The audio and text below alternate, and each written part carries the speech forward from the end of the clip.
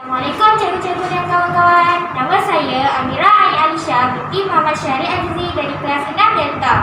Cikgu-cikgu dan kawan-kawan bersama saya pada hari ini untuk pelancaran nilai peringkat sekolah tahun 2021. Marilah kita bersama-sama mendengar ucapan daripada guru penolong kanan 1 Encik Tahir bin Ilyas. Bismillahirrahmanirrahim.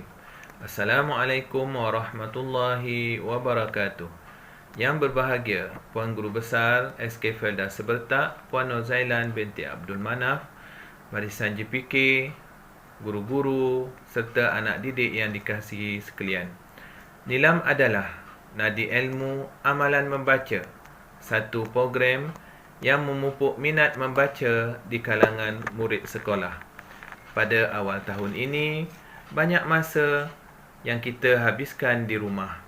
Oleh itu, isilah masa terluang dengan membaca apa sahaja bahan bacaan, sama ada dalam bentuk buku, bahan digital, Al-Quran, bahan bacaan agama dan bahan-bahan yang lain yang membolehkan kita menambahkan ilmu di dada kita.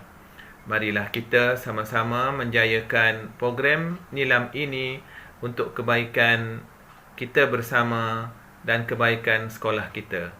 Sekian, Assalamualaikum warahmatullahi wabarakatuh. Seterusnya, marilah kita bersama-sama mendengar ucapan daripada Tuan Guru Besar Puan Nur Zailan binti Abdul Manaf dan seterusnya merasmikan pelancaran program Nilam peringkat sekolah tahun 2021. Bismillahirrahmanirrahim. Assalamualaikum warahmatullahi wabarakatuh. Yang dikasihi semua guru-guru penolong kanan, Cikgu Tahir, Puan Azila, Puan Marina, penyelaras pusat sumber, barisan esko, ketua-ketua panitia, ustaz-ustazah, guru-guru, kaki tangan seterusnya, anak-anak yang dikasihi sekalian. Baiklah, pada hari ini saya bersiaran di studio sementara SK Felda Sebertak untuk satu pelancaran iaitu program Pusat Sumber tahun 2021. Guru-guru dan murid-murid yang dikasihi sekalian, Pusat Sumber Sekolah memainkan peranan yang sangat penting dalam semua aktiviti-aktiviti ataupun program yang dijalankan di sekolah, sama ada dalam bidang kurikulum, dalam bidang hal ehwal murid dan juga co-kurikulum.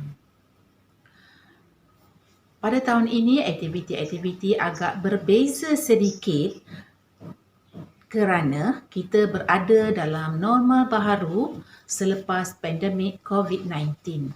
Namun begitu, pandemik COVID-19 tidak membantutkan sebarang aktiviti-aktiviti pusat sumber, di mana pada tahun ini kita menggunakan era teknologi dalam menjalankan sebarang aktiviti-aktiviti pusat sumber.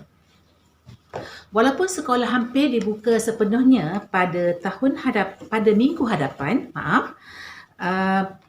pelancaran program aktiviti pusat sumber untuk tahun 2021 dijalankan juga secara maya. Besarlah harapan saya agar semua warga sekolah, termasuk murid-murid, lebih bersemangat walaupun terdapat beberapa cabaran-cabaran yang terpaksa dilalui untuk menjalankan aktiviti-aktiviti pusat sumber. Seperti tahun-tahun sebelumnya, program seperti Dekad Membaca Kebangsaan, program membaca bertema setiap bulan, PSS bersama panitia, HIP, Bulan Membaca dan pameran bulanan, pameran buku baharu dijalankan dari semasa ke semasa. Jawatankuasa Pusat Sumber telah menyusun program-program yang berkaitan dengan pusat sumber. Jadi saya menyeru kepada semua murid supaya tidak ketinggalan untuk menyertai sebarang aktiviti sama ada dijalankan secara online ataupun secara bersemuka. Saya juga mengharapkan agar Jawatankuasa Pusat Sumber yang menerajui Pusat Sumber pada tahun ini akan berusaha bersungguh-sungguh agar penambahbaikan demi penambahbaikan dijalankan dari semasa ke semasa untuk memartabatkan pusat sumber sekolah sebagai pusat sumber yang fungsional yang berupaya meningkatkan kualiti murid dan juga kualiti sekolah. Selaras dengan sekolah transformasi dan juga sekolah pembudayaan Kebat.